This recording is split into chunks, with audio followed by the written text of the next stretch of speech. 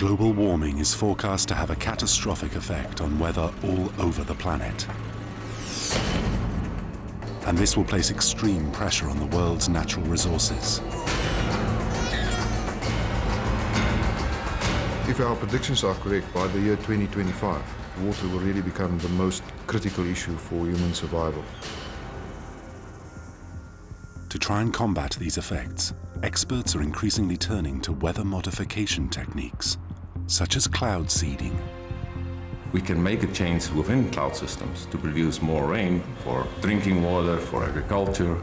That makes a tremendous difference. In the future, weather modification could even be used to tackle the growing threat of superstorms. We might be able to prevent or reduce vulnerability to serious hurricanes by controlling the storm, by reducing its intensity, by steering it out to sea. I don't think it would take very many years to come up with a technology. But while there are clear humanitarian reasons for wanting to manipulate the weather, there is also a dark history behind previous attempts to do so. The British, Russian, and American governments have all conducted top-secret weather modification projects, sometimes with disastrous consequences. Military planners imagined loading the clouds with radiological, biological, or chemical agents and having them rain on demand. We had opened this Pandora's box of evil, and we really didn't know where it would lead us to. For the first time, some of those actively involved have agreed to talk. The area where my crew was actively influencing the clouds was near Chernobyl. In this program, we investigate the potential benefits and the appalling consequences of attempting to control the weather.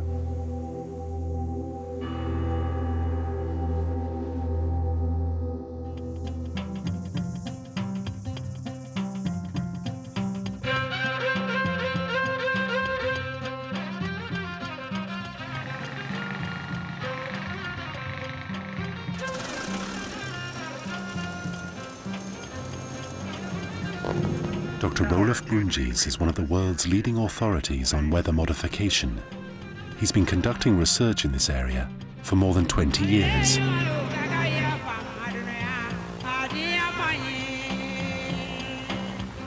Flying an aircraft between clouds, you feel very small, and trying to explore and trying to understand what is happening inside clouds is one of the greatest challenges.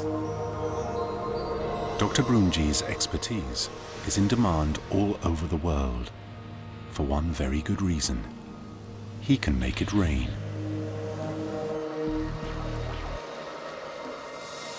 A rapidly growing population coupled with global warming means that water is increasingly set to become the world's most precious commodity. One of the solutions to this problem can be found within clouds.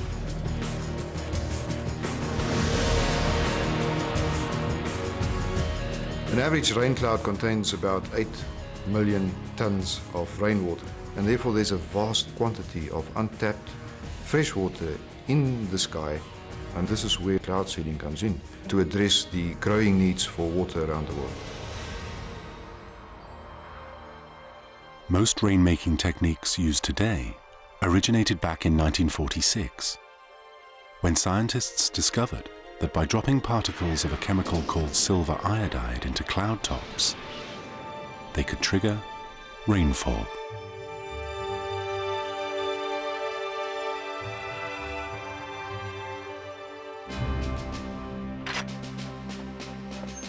Since then, countries all over the world have experimented with different ways to squeeze rain out of the clouds.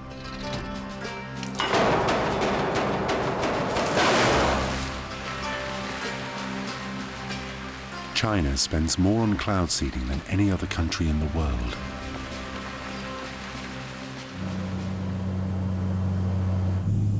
I'll put the radar on here in the aircraft so you can find the distance to that cell band. Yeah, if you can see what the distance is, that would be... Dr. Brunjes is in Mali, West Africa. to test out a new technique he's devised with colleagues at the National Centre for Atmospheric Research. It involves the use of pyrotechnic flares to deliver a special seeding material into the base of a cloud.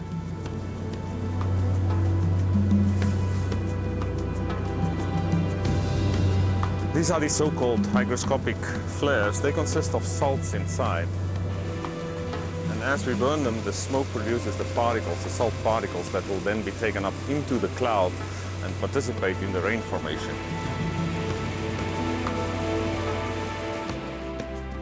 Once released into the cloud's updraft, each one of the hygroscopic salt particles becomes a seed around which a single water droplet can form.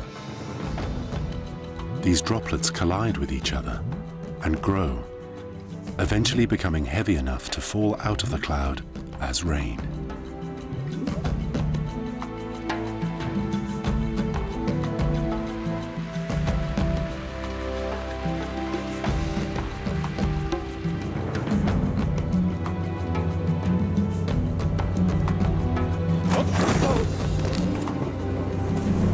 Oh, there's a rainbow up front here.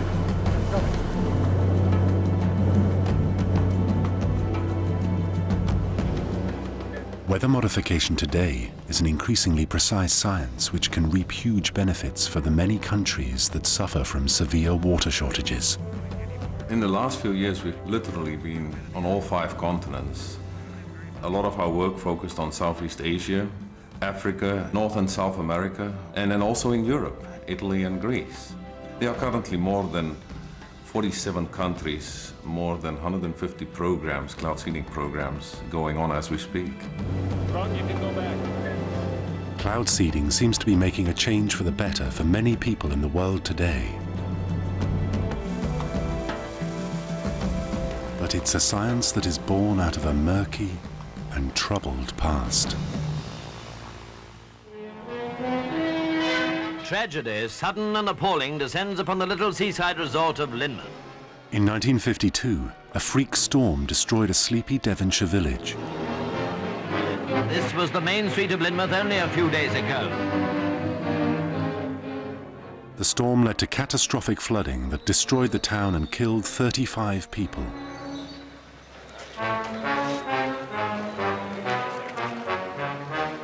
It was the most destructive storm in British history. But was it a natural one? Within days of the catastrophe, there were rumours of secret experiments. Rumours which the Met Office and the Ministry of Defence flatly denied. Then a witness came forward. A glider pilot, Alan Yates, now deceased, told a BBC journalist that just prior to the Lynmouth flood, he had taken part in a government-sponsored cloud seeding experiment. We'd assembled at Cranfield in Bedfordshire in mid-August 1952, studying clouds. On the day I'm recalling, the weather was superb, but the cotton wool cumulus clouds were growing everywhere, and it was decided to make them rain.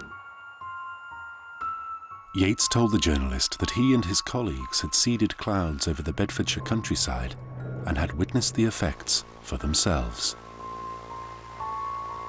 I circled down between the clouds, still doggedly noting temperature, height, time, and the rest. Eventually, far below, I saw a sodden-looking countryside. Toasts were drunk to meteorology. They'd certainly made it rain.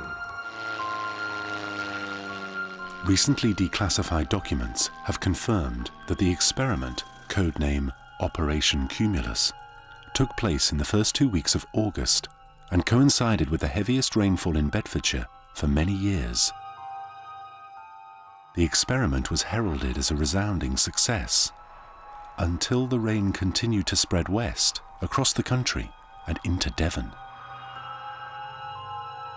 More than 50 years after the event, it is impossible to say if cloud seeding really did trigger the most destructive storm in British history, or if it was just an unfortunate coincidence. What is clear is that the government, anxious not to be blamed, closed the project down and denied it had ever taken place.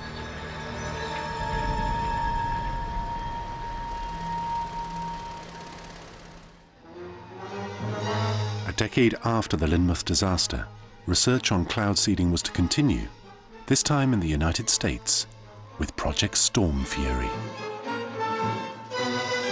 Project Storm Fury assembles a team of highly trained scientists and technicians to fly into mature hurricanes.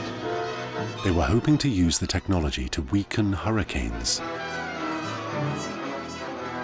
What the Storm Fury scientists didn't realize, however, was that their research had caught the eye of the military.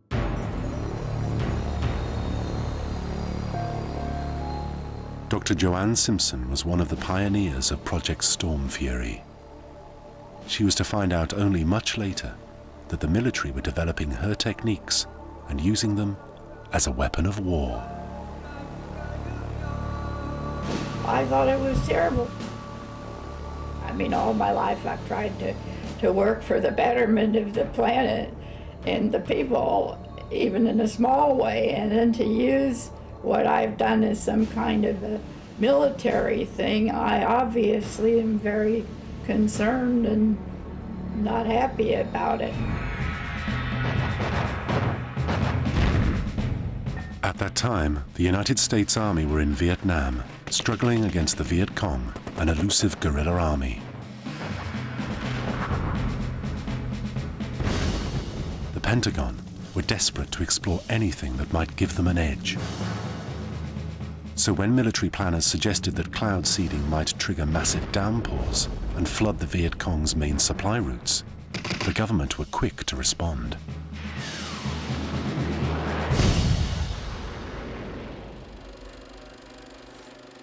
Pierre Saint-Amand was part of the team assembled in a top-secret cloud seeding operation known simply as Project Popeye. The main purpose of Project Popeye was to demonstrate that cloud seeding would actually increase the rainfall on the Ho Chi Minh Trail. So by making the trail more muddy and trafficability difficult, we were hoping to keep people out of the fight.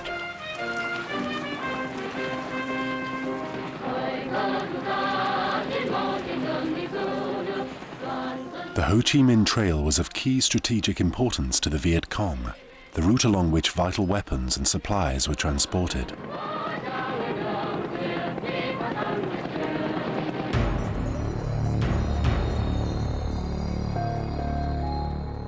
In May 1967, as monsoon clouds developed over the Ho Chi Minh Trail, Amand and his team put their new weapon to the test.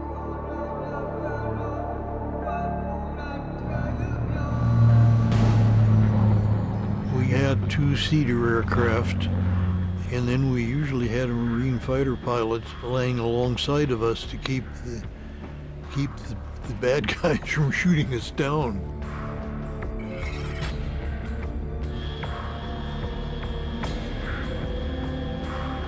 We ejected the material so that it fell into the growing part of the cloud. The results were spectacular. The first one we seeded grew like an atomic bomb explosion, and it rained very heavily out of it, and everybody was convinced with that one experiment that we'd had done enough.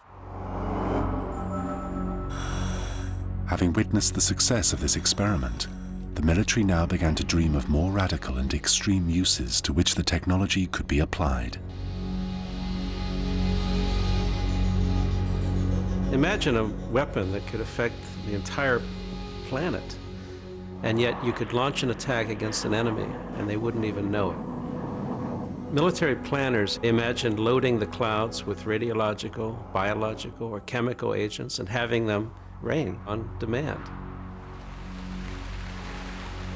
Some said, if you control the weather, you can control the world. The belief was that you could attack your enemy using the weather, but deny ever doing so. Experiments in Vietnam continued for 5 years until in 1972, a leak from the White House blew the cover on Project Popeye. allegations were made that cloud seeding had not only made jungle paths impassable, it had also killed thousands of innocent people. When Project Popeye was revealed in the press, it caused an immediate firestorm of criticism. People were concerned at the time that we had opened this Pandora's box of evil, and we really didn't know where it would lead us to. Project Popeye had opened the door to a new and dangerous type of warfare. The firestorm it created led to an international treaty banning all use of weather modification for military purposes. But this didn't stop governments from continuing to explore ways of modifying the weather, sometimes for highly questionable purposes.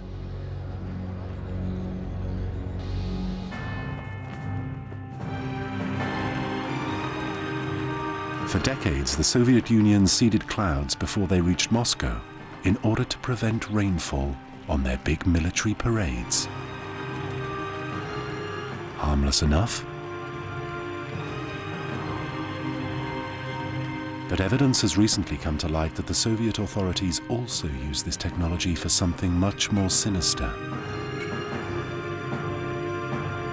the effects of which are still being felt today.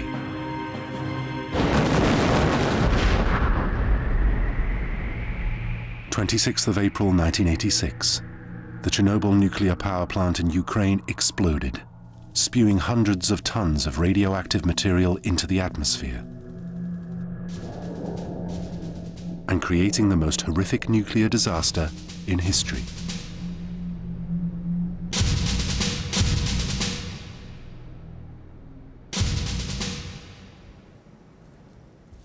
In 1992, Dr. Alan Flowers was one of the first Western scientists allowed into the area to examine the extent of the radioactive fallout around Chernobyl.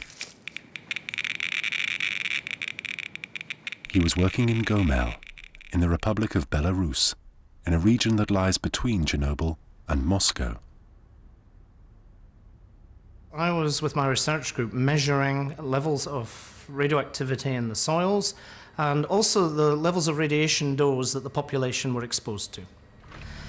And we found, even 5 years after the Chernobyl accident, the population were still being subjected to levels of dose 20 to 30 times higher than normal environmental radiation levels. Many children in Belarus were showing the effects of intense radiation poisoning.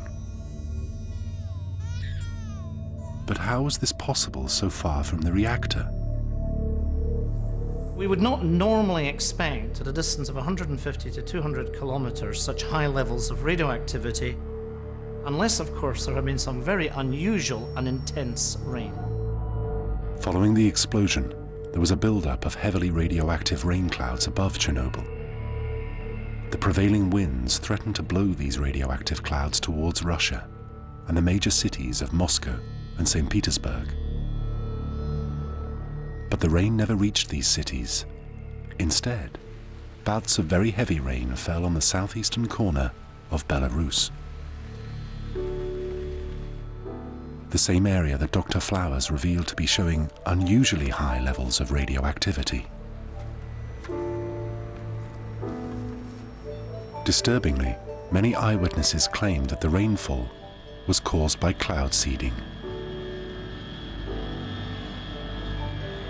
One of our colleagues told us about the Sunday immediately after Chernobyl, when he drove back from the city of Gomel in very heavy rain and noticing aeroplanes in the sky with colored materials coming out and trailing them. Есть свидетельства населения, которое зафиксировало. There were eyewitnesses that saw the planes. And after the planes had passed, the black rainfall started. Были черные дожди. Dr. Zion Pazhniak, a Belarusian scientist and politician, is convinced that to save Moscow, the Soviet authorities deliberately rained out radioactive material on Belarus and openly accused them of doing so.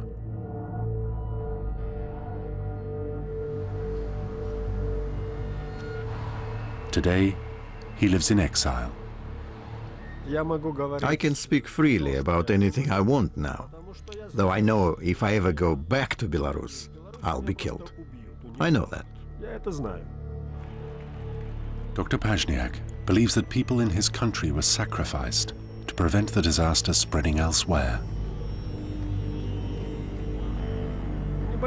They were afraid that the clouds would move to the Russian region, and there would be a possibility of rainfall over Moscow or St. Petersburg.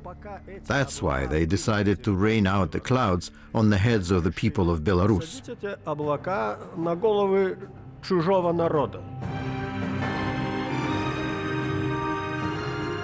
The Moscow authorities denied that cloud seeding had taken place after the accident. However, last year, at the 20th anniversary of the Chernobyl disaster, among those honored for their bravery was a pilot called Major Alexei Grushin. The award he received was for cloud seeding operations during the Chernobyl cleanup. I am proud to say that I took part in the operations back in 1986. My comrades are proud as well. The area where my crew was actively influencing the clouds was near Chernobyl, not only in the 30-kilometer zone, but out to a distance of 50, 70, even 100 kilometers.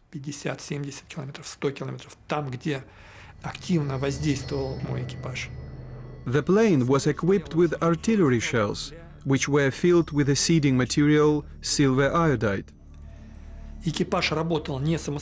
And we were following orders from the ground regarding which zones we were required to seed.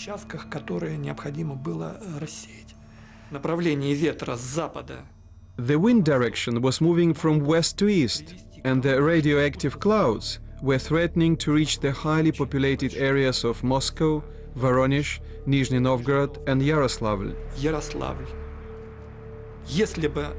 If the rain had fallen on those cities, it would have meant a catastrophe for millions. During this cleanup operation, Major Grushin, his crew, and his plane were heavily exposed to radiation. Once we landed at the airport, I was ordered to park my plane in a separate place. People came from upwind towards us. They were dressed in anti-radiation outfits and held devices to measure radiation.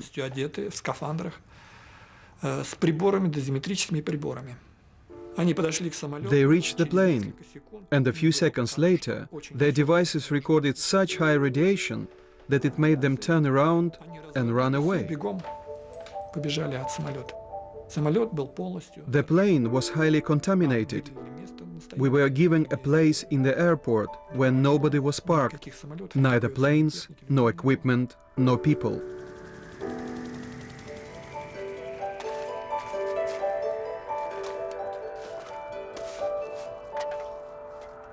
The ruins of the Chernobyl power plant stayed highly radioactive for long after the explosion.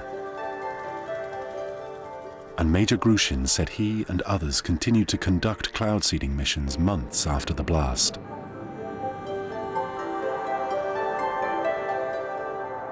Another Russian pilot, who does not wish to be identified, has since confirmed that cloud seeding operations took place as early as 2 days after the explosion.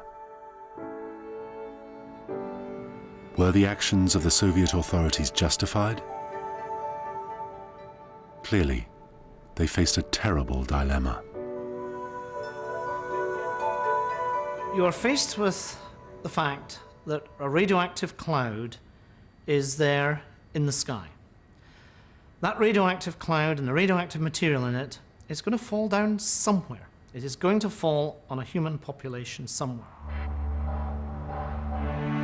So if you are in Moscow, you have a very difficult decision to make. Do you let nature take its course, and that may then result in this cloud falling on millions and millions of people in Moscow? Or do you intervene? And do you use the technical resources that you have and try to minimize the number of population that this cloud will affect.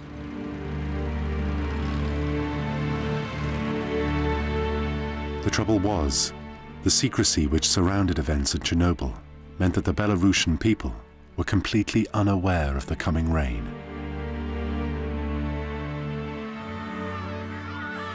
The local population talk about how there was absolutely no warning before these heavy rains and the radioactive fallout arrived. Now, if somebody in Moscow knew that there was going to be artificial fallout created in this area, it would have been quite possible to mitigate against that by warning the population to stay indoors, by distributing potassium iodide tablets. It is quite clear that these actions did not take place.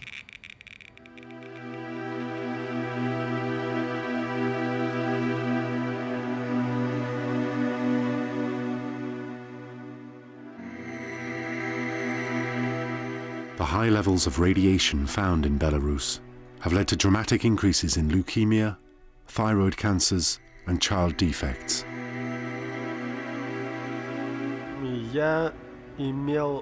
I had lots of friends in the area where the cloud seeding took place. They had to move away from their homes, and their children became ill.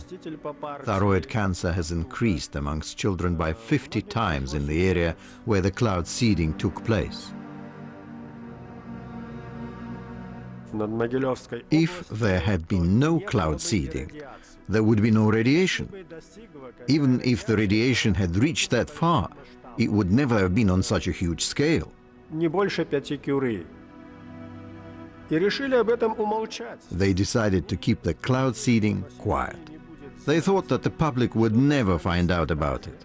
Everything would stay a secret and nobody would need to take responsibility.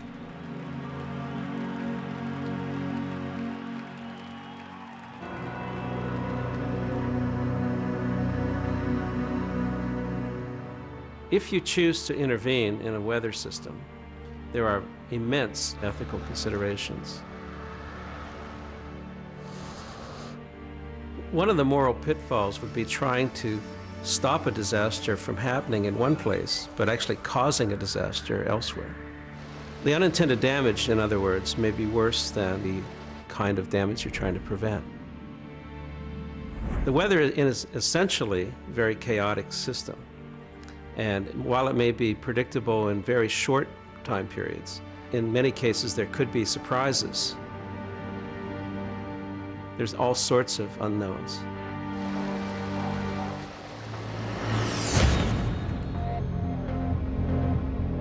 In next week's program, we look at how the science of weather modification is being developed in order to defend major cities from the growing threat of superstorms.